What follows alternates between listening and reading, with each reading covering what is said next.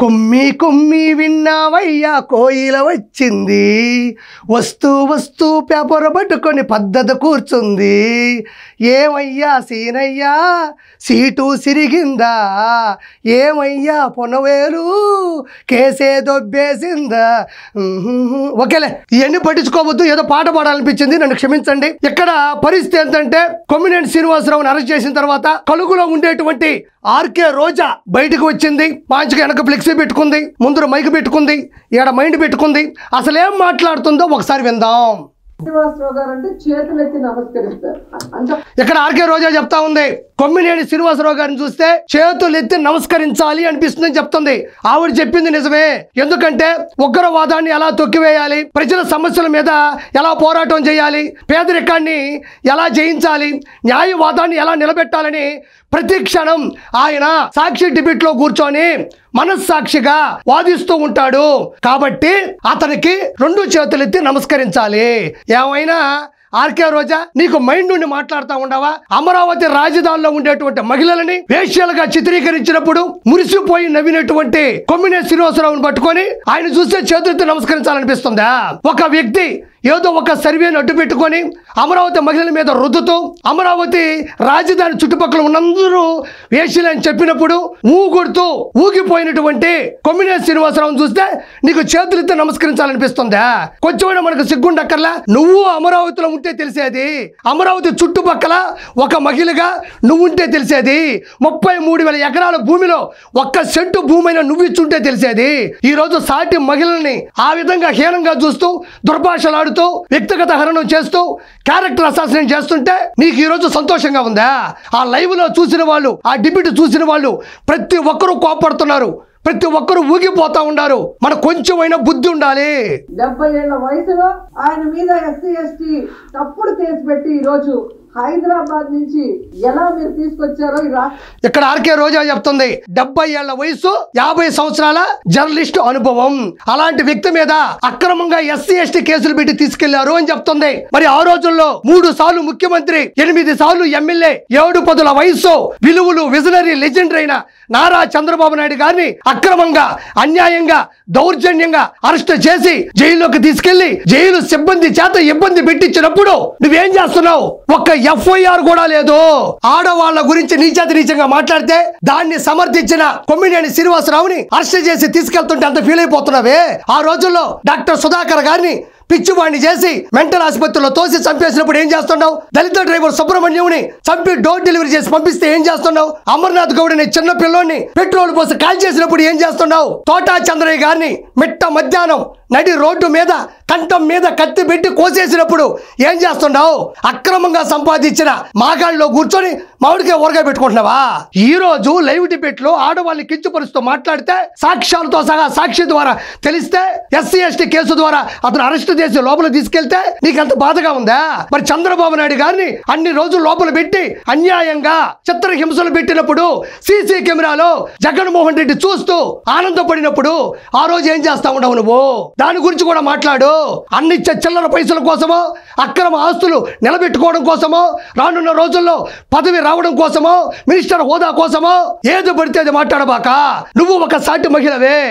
రాష్ట్ర ప్రజలందరూ కూడా గమనిస్తున్నారు. దీని గురించి మనం నిజంగా చాలా క్లియర్ కట్ గా మాట్లాడుకోవాల్సిన అవసరం ఉంది. క్లియర్ కట్ గా మాట్లాడుకోవాల్సిన అవసరం ఉందంట.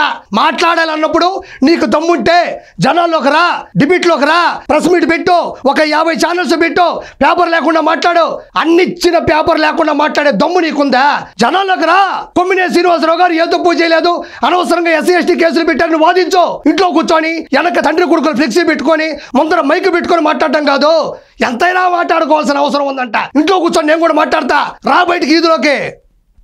ఆంధ్రప్రదేశ్ లో ఈ రోజు ఎవ్రీ మార్నింగ్ అన్ని పేపర్లో ఉన్న హెడ్లైన్స్ ని డిస్కస్ చేసే క్రమంలో అమరావతిలో ఏ విధంగా రైతుల దగ్గర ఇప్పటికే 50,000 ఎకరాలు లాక్కొని వాళ్ళకి ఇంతవరకు ఏం చేయకుండా ఇంకా 50,000 ఎకరాలు దోచుకొని వాళ్ళు రియల్ ఎస్టేట్ చేసుకోవాలన్న క్రమంలో ముందుకు వెళ్తుంటే కొమ్మినేని శ్రీనివాసరావు గురించి మళ్ళీ చెప్పింది. ఆయన ఒక గొప్ప వేదాంతి, ఈ ఒక గొప్ప సిద్ధాంతి. ఈవిడ చెప్తుంది అమరావతి రాజధాని కోసం 33,000 ఎకరాలు మొదట్లో తీసుకుని తర్వాత 17,000 ఎకరాలు ఓవరాల్ గా తీసుకుని 33,000 ఎకరాలు. మరి ఈవిడ అన్నదమ్ములు ఈవిడకు ఉన్నటువంటి 17,000 ఎకరాలు ఏమన్నా కలిపిందేమో నాకు తెలియదు. అమరావతి ప్రజలు 50,000 ఎకరాలు సమీకరించిస్తే రియల్ ఎస్టేట్ చేస్తున్నారు అని చెప్తుంది. ఏ మహిళా రైతైనా, ఏ అమరావతి రైతైనా, అమరావతి దరిదాపుల్లో ఉన్న ఏ ప్రజలైనా బయటకు వచ్చి చంద్రబాబు నాయుడు గారు మమ్మల్ని చీట్ చేశాడు, రియల్ ఎస్టేట్ చేశాడు, లేకపోతే ఇంకో కంపెనీలకి మరి ఉదారతాభావంతో రాసి ఇచ్చాడని ఏ ఒక్కరైనా బయటకు వచ్చినట్టు ఒక వీడియోగా నువ్వు చేస్తే, న్యూట్రల్ గా ఉన్న ఏ ఒక్కరైనా మీ వైఎస్ఆర్సీపీ కార్యకర్తలు కాదు వచ్చి మాట్లాడిన ఒక్క వీడియోగా నువ్వు డిస్ప్లే చేస్తే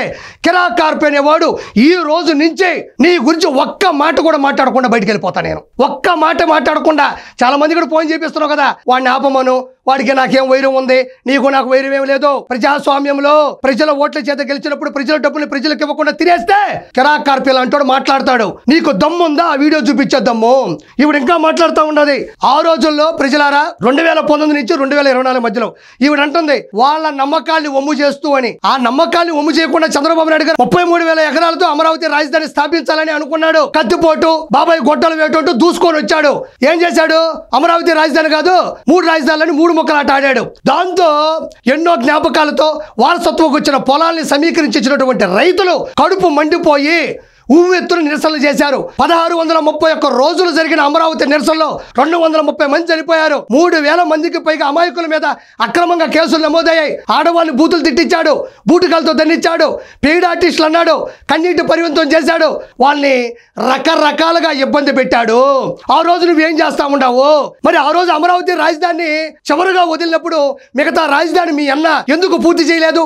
33,000 ఎకరాలు రెడీగా ఉన్నాయి కదా, ఏమీ చేయలే. చంద్రబాబు నాయుడు గారి మీద అక్కసు ఎక్కడ చేస్తే ఆయనకు పేరు వస్తుందని ప్రజావేదికను కూల్చి 3 ముక్కలు ఆట ఆడినటువంటి ఘన చరిత్ర జగన్మోహన్ రెడ్డిది. కాబట్టి చంద్రబాబు నాయుడు గారు ఏమీ చేయలేదని మాత్రం ఇంకొకసారి మాట్లాడబాక. ఇక్కడ ఇంకొకటి ఏంటంటే ఆ డిస్కషన్ లో ఒక జర్నలిస్ట్ డిస్కషన్ కు వచ్చిన ఒక జర్నలిస్ట్ ఒక మాట ఏదో మాట్లాడారని, మాట ఏదో మాట్లాడాడంట.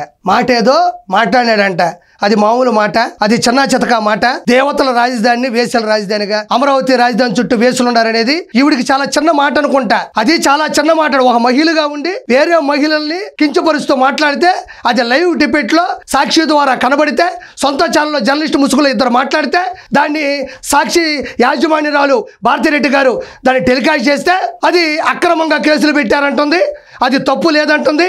ఆయన ఏదో చిన్న మాట మాట్లాడినాడంట. ఇలాంటి వాళ్ళు మహిళలు. దాన్ని ఆ క్షణంలోనే కొమ్మినేని గారు ఖండించారు. కొమ్మినేని శ్రీనివాసరావు ఖండించలేదు. నువ్వు చూసావు, మళ్ళీ ఎందుకు యాక్టింగ్ చేస్తావు? ఆయనకి ఒక పేపర్ వచ్చింది, అదే చేశాడు.